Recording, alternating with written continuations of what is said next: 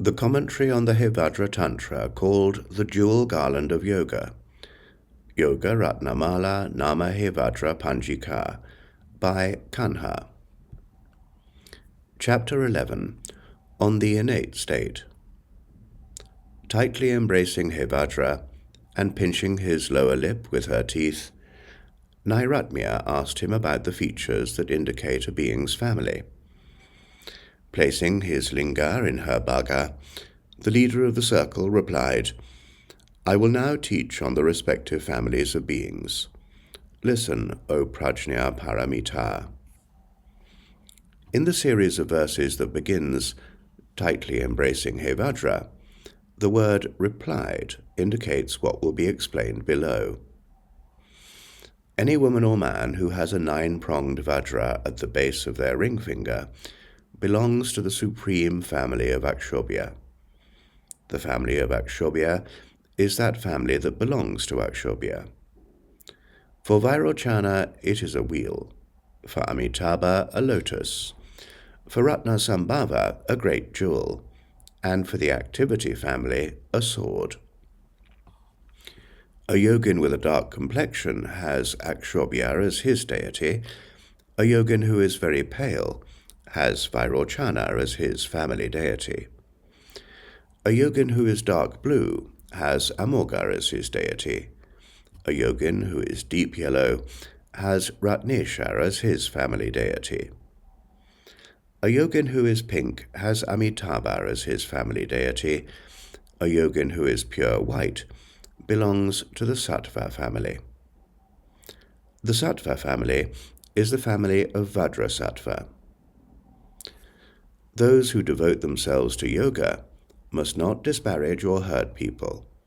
These people also belong to the Tathagata families, having assumed their relative forms. Women have these marks in just the same way that men do. They too belong to these families in terms of relative behavior and form. They refers to women. These means of the Tathagatas. The great Vajra holder, pleased by the kissing of bhaga and linga, roused Nairatmya's attention by saying, "Listen, goddess, about worship." Roused her attention means that he addressed her. One who is skilled in yoga should always undress the Great Seal and worship her in a garden, a lonely place, or in his own house. Kissing and embracing her, he should caress her bhaga, suck on her clitoris, and drink the nectar from her lower lip.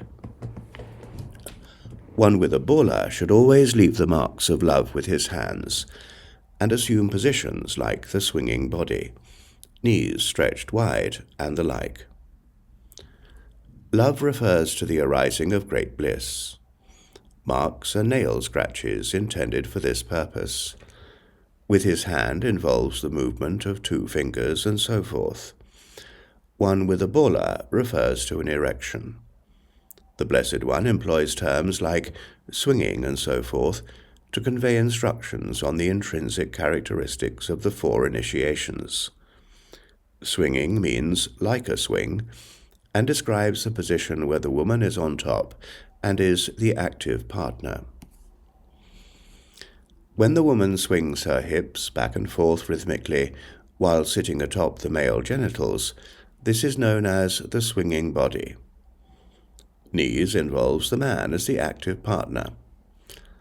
The man should align the woman's knees along her right and left shoulders. Holding them up, he should unite with her as they face one another. Stretched wide is as follows.